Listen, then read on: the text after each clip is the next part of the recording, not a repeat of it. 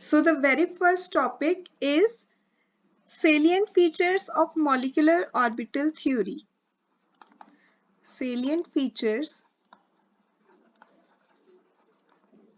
of molecular orbital theory.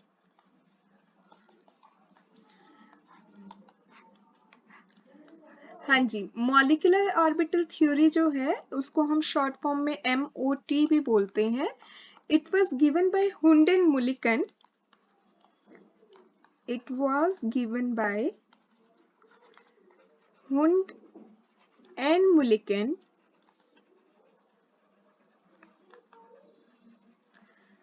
in 1932.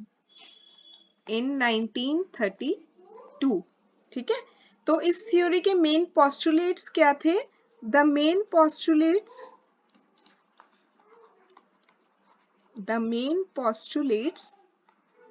of this theory, molecular orbital theory की हम बात कर रहे हैं, उसके इंपॉर्टेंट पॉइंट्स, पोस्टुलेट्स या आप कह सकते हैं सेलिएंट फीचर्स क्या थे, क्या कहती है वो थ्योरी? वो कहते हैं कि जब भी आपके कोई दो एटॉमिक ऑर्बिटल कंबाइन करते हैं, when two atomic orbitals overlap, जब भी कभी दो एटॉमिक ऑर्बिटल ओवरलैप करेंगे, दे लूज देयर आइडेंटिटी, उनकी अपनी इंडिविजुअल आइडेंटिटी नहीं बचेगी फिर कुछ. They lose their identity and form new orbital, और उनकी जगह नए ऑर्बिटल बनेंगे, फॉर्म न्यू ऑर्बिटल्स, और जो नए ऑर्बिटल बनेंगे उनको हम क्या बोलते हैं? Called molecular orbital. ठीक है, जब भी कोई दो एटॉमिक ऑर्बिटल आपस में ओवरलैप करेंगे तो उनकी अपनी जो इंडिविजुअल आइडेंटिटी थी, they lose it and they form new orbital called molecular orbital. जैसे मान लीजिए आपके पास हाइड्रोजन है, हाइड्रोजन का एटॉमिक नंबर 1, ठीक है, 1s1. तो आपके पास एक हाइड्रोजन है, एक और हाइड्रोजन एटम आपने लिया, दूसरा हाइड्रोजन है, ये उसका एटॉमिक ऑर्बिटल, ये है आपका एटॉमिक ऑर्बिटल, एटॉमिक ऑर्बिटल, और ये एक हाइड्रोजन का एटॉमिक ऑर्बिटल. इन्होंने आपस में ओवरलैप किया, ओवरलैप करके इन्होंने दो नए मॉलिक्यूलर ऑर्बिटल बनाए. मॉलिक्यूल बन गया ना, एक हाइड्रोजन और एक हाइड्रोजन जब कंबाइन किया तो जो मॉलिक्यूलर ऑर्बिटल बने उनमें से एक आपका बॉन्डिंग होता है, एक एंटी बॉन्डिंग होता है. इसने कहा यहाँ पे कि जब दो एटॉमिक ऑर्बिटल आपस में ओवरलैप करेंगे तो उनकी अपनी आइडेंटिटी खत्म हो जाती है और वो नए मॉलिक्यूलर ऑर्बिटल बनाते हैं. ठीक है, मॉलिक्यूलर ऑर्बिटल का हम नाम भी अलग रख देते हैं, जैसे sigma 1s, sigma star 1s. ये जो सिग्मा वाले हैं ये अब आपके मॉलिक्यूलर ऑर्बिटल हैं, ये जो सेंटर में हमने दिखाई, और जो ये साइड में थे ये आपके एटॉमिक ऑर्बिटल थे. तो पहला पॉइंट तो इस थ्योरी का यही कहता है. फिर ये कहता है, दूसरा पॉइंट क्या है कि molecular orbital are formed by combination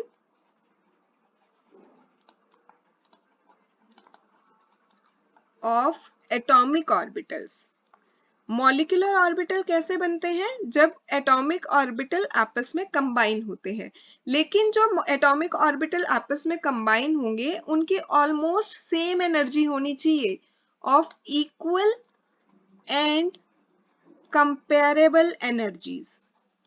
equal and comparable energies मतलब अगर एक एटम का 1s आपस में कंबाइन कर रहा है तो दूसरे का भी 1s ही आपस में कंबाइन करेगा, क्योंकि इन दोनों की एनर्जी सेम होगी.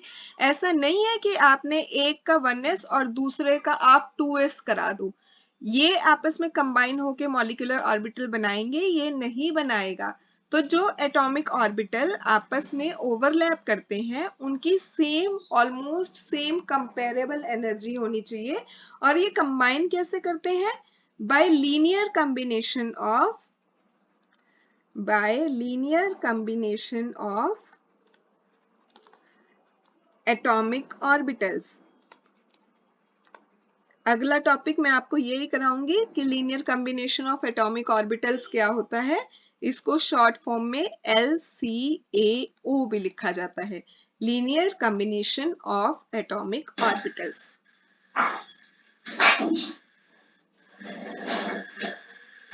हाँ जी, next point is the number of molecular orbital. The number of molecular orbital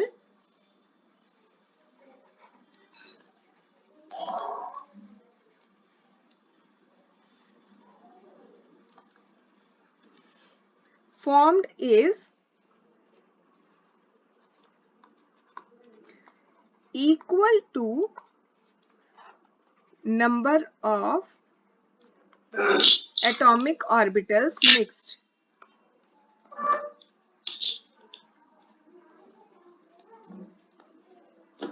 ठीक है, मॉलिक्यूलर ऑर्बिटल कितने बनेंगे?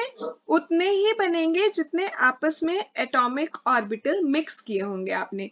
अगर आप 2 एटॉमिक ऑर्बिटल को मिक्स कर रहे हो तो 2 ही मॉलिक्यूलर ऑर्बिटल आपको मिलेंगे। ठीक है, अगर आपने 6 एटॉमिक ऑर्बिटल को आपस में मिक्स किया है तो आपके जो मॉलिक्यूलर ऑर्बिटल बनेंगे वो भी 6 बनेंगे। तो जितने आप एटॉमिक ऑर्बिटल आपस में मिक्स करोगे उतने ही आपको मॉलिक्यूलर ऑर्बिटल मिलते हैं।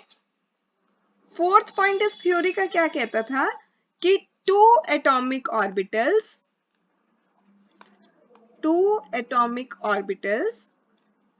combine to form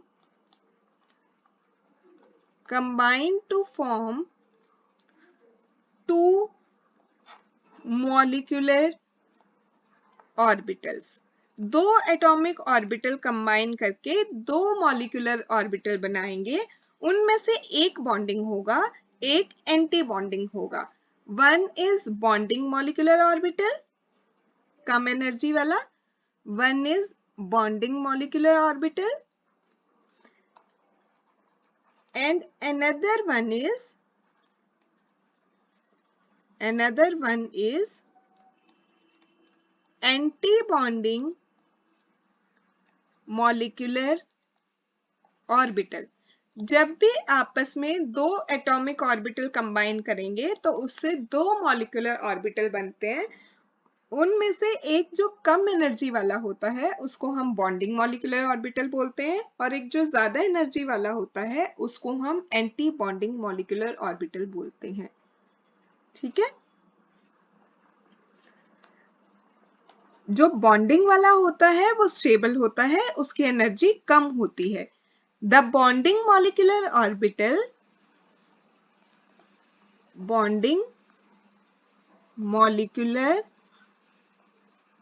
ऑर्बिटल जो है उसकी कम एनर्जी होगी, has lower energy, and hence जिसकी कम एनर्जी होती है उसकी स्टेबिलिटी हमेशा ज्यादा होती है, and hence greater stability. Come energy होगी तो स्टेबिलिटी ज्यादा होगी। देन कंबाइनिंग एटॉमिक ऑर्बिटल से भी, combining atomic orbitals.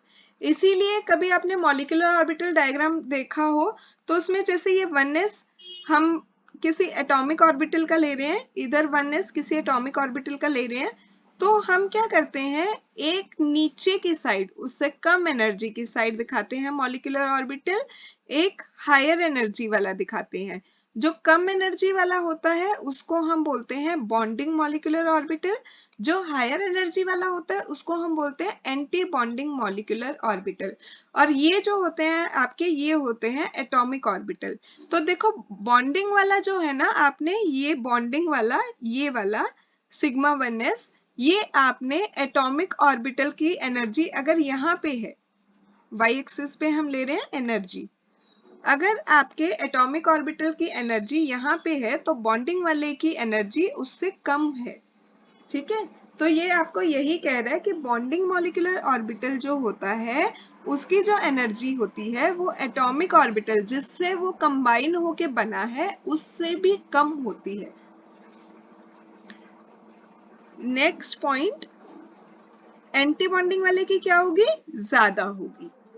The anti bonding molecular orbital जो आपका बना, the anti bonding molecular orbital has more energy, उसकी हमेशा एनर्जी ज्यादा होती है देन कंबाइनिंग एटॉमिक ऑर्बिटल्स, जिससे वो मिलके बना है उनसे ज्यादा एनर्जी का होगा, और ज्यादा एनर्जी का होगा तो इसलिए क्या होगा, हेंस लेस स्टेबल, स्टेबिलिटी उसकी कम होगी एंटी बॉन्डिंग वाले की, लेस स्टेबिलिटी। देखिए एंटी बॉन्डिंग वाले की एनर्जी आपने ज्यादा दिखाई है एटॉमिक ऑर्बिटल से और ये कम स्टेबल होगा। बॉन्डिंग मॉलिक्यूलर ऑर्बिटल्स जो होते हैं, बॉन्डिंग मॉलिक्यूलर ऑर्बिटल्स, उनको हम नेम देते हैं जैसे sigma, pi, del, omega, etcetera, ठीक है। जबकि जो आपके एंटी बॉन्डिंग वाले होते हैं, while anti bonding molecular orbitals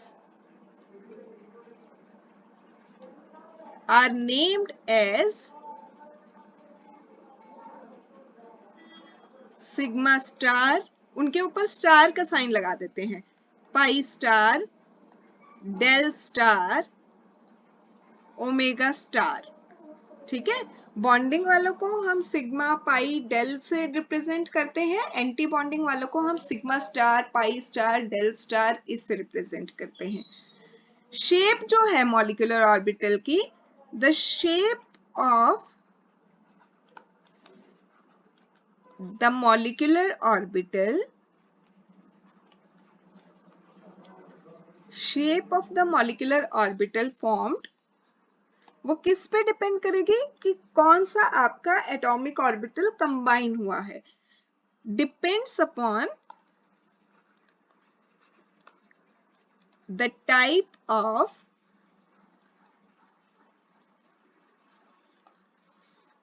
combining atomic orbitals, combining atomic orbital।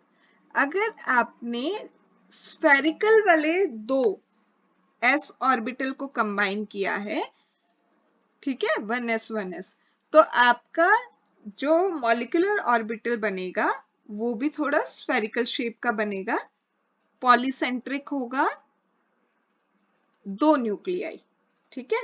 Electron density जो होगी वो न्यूक्लियाई के बीच में मैक्सिमम होती है, इसको हम सिग्मा 1s बोलते हैं। ये सारा कुछ मैं आपको एक्सप्लेन करूंगी linear combination of atomic orbital जो हमारा अगला टॉपिक है उसमें। तो मेन चीज ये कहता है कि जो शेप मॉलिक्यूलर ऑर्बिटल की होती है वो डिपेंड करती है कि आपने किस शेप के एटॉमिक ऑर्बिटल्स को आपस में कंबाइन किया है। जैसे p वाले डंबल शेप होते हैं, s वाले स्फेरिकल शेप होते हैं, तो मॉलिक्यूलर ऑर्बिटल की शेप भी एटॉमिक ऑर्बिटल की शेप पे डिपेंड करती है। अब मॉलिक्यूलर ऑर्बिटल जब आपके बन जाते हैं तो उसमें आपको इलेक्ट्रॉन फिल करने पड़ेंगे मॉलिक्यूलर ऑर्बिटल में। तो इलेक्ट्रॉन जब आप फिल करोगे तो उनको हम रीडिस्ट्रीब्यूट करते हैं, मतलब फिर से फिल करते हैं मॉलिक्यूलर ऑर्बिटल के अंदर। इलेक्ट्रॉन्स को हम फिल कर रहे हैं, the electron are redistributed in molecular orbitals according to Aufbau rule. फिर से वही लगेगा जो इलेक्ट्रॉनिक कॉन्फ़िगरेशन के लिए लगाते हैं हम, Aufbau rule, Pauli exclusion principle, Pauli exclusion principle and Hund's rule of maximum multiplicity. Electron जब आप भरोगे तो ये तीनों रूल आपको ध्यान में रखने हैं, उसके बाद ही मॉलिक्यूलर ऑर्बिटल में इलेक्ट्रॉन्स की फिलिंग होती है।